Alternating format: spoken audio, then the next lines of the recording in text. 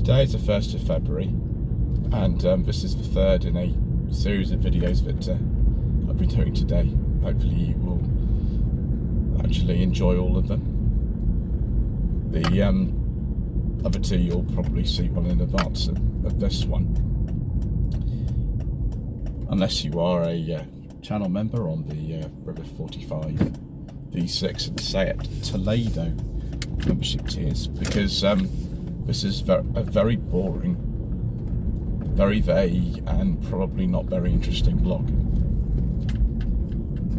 So last time we drove a Volkswagen Passat in Coventry, and the map fell off the screen, of course, but also we talked about the reasons how I came to buy that car, and then what happened subsequently.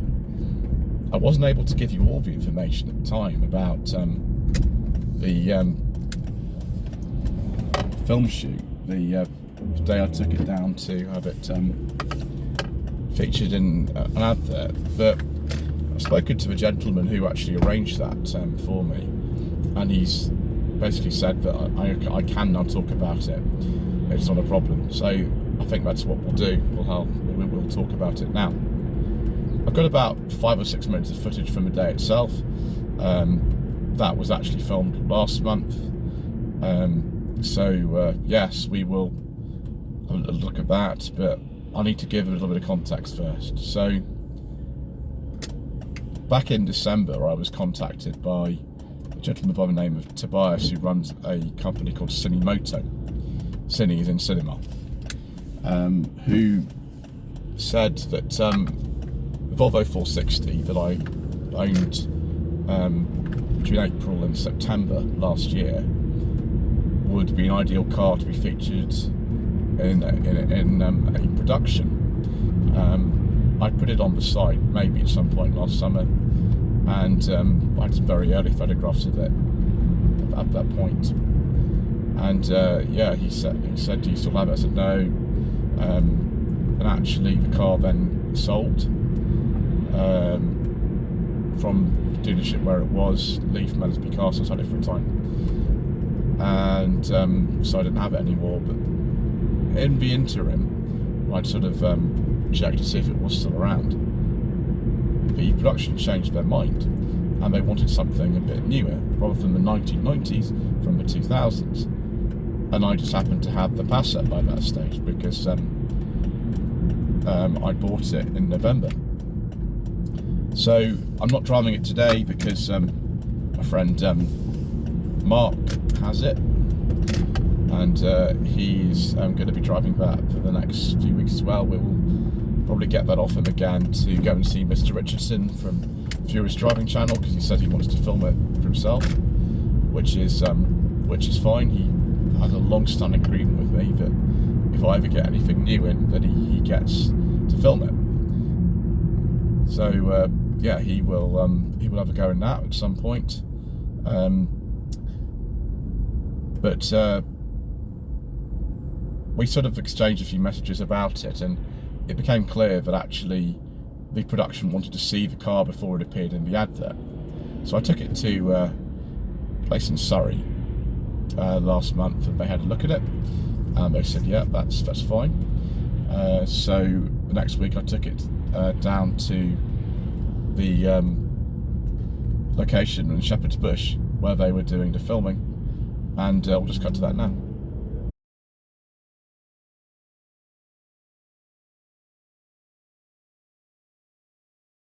So this is the Westway Sports Centre, just underneath the A40 in central London, and this 2003 Volkswagen Passat 1.8 turbo is about to be the star of an Under Armour advert. I've been asked to supply this car by Tobias, who runs a Cinimoto service where they match cars for television and film and advertising. Just going to load the car onto this very interesting little low loader thing here. I'm not going to do this because I just don't want to damage it or anything. It is fully insured, of course, you know, it would be. and it's going to be driven on this little loader thing around West London. That is really tight, actually. I'm just really pleased I'm not doing this.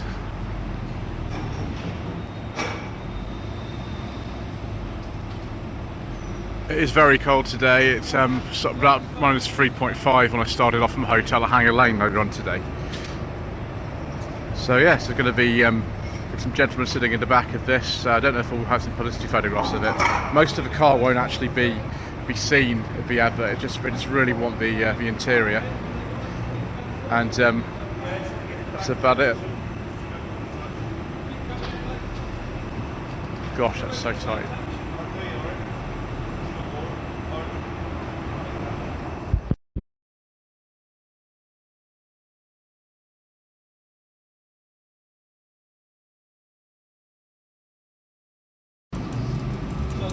So, come to the end of the day.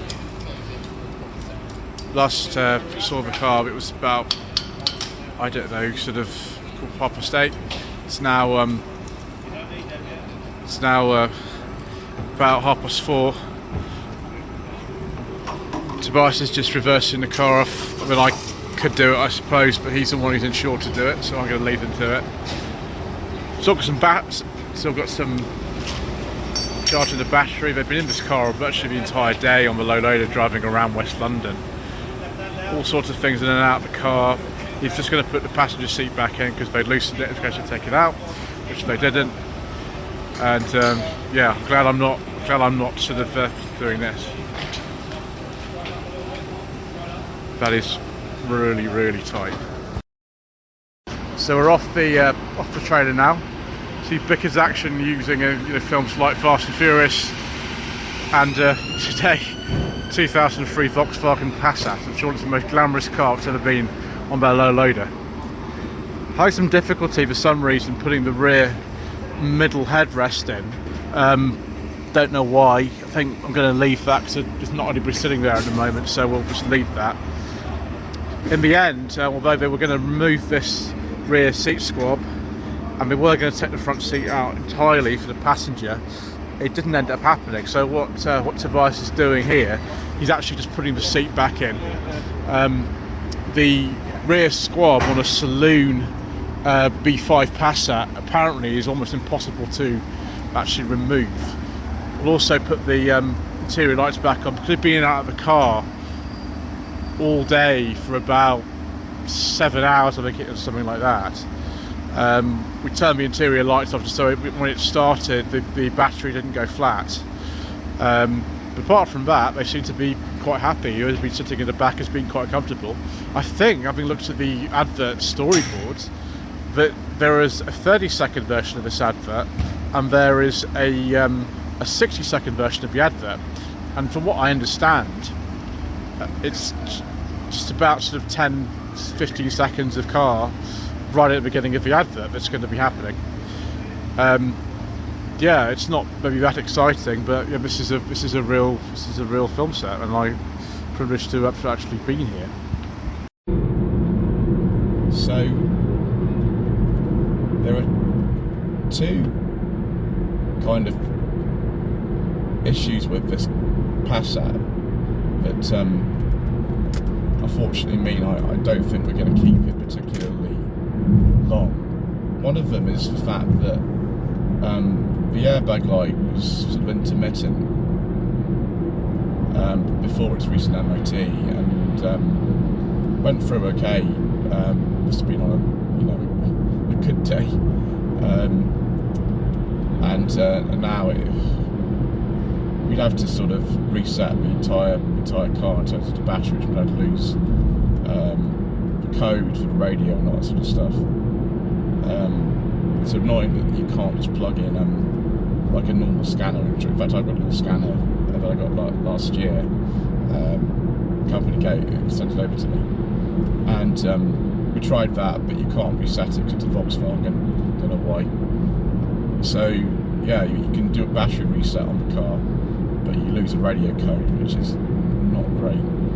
And also the door was a problem when Mike, who had the car before me, had it as well, he said, just watch that rear near side door, because sometimes it just refuses to unlock. And unfortunately what's happened, and again, it was intermittent, took upon the OT, it just went through on a good day when it opened, but subsequently it's just, I don't know what's wrong with it, it won't open, and I think that's going to limit the car's practicality to me anyway.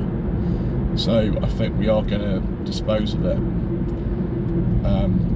fairly soon once Mike doesn't want it anymore, which is a shame. It's in really nice condition, but if I want a spare car to kind of use, I'd prefer to have something that, you know, has no airbag light on, and also has doors that actually work. I'm sure the next person will be able to sort that sort of stuff out, but I'd rather spend my money on something else, to be honest. Well, it's a very, very good car, actually, that. But anyway, thank you ever so much indeed once again for watching. Please don't forget to subscribe to the channel, like this video, comment below, and we shall see you again very soon for some very vague and not very interesting music.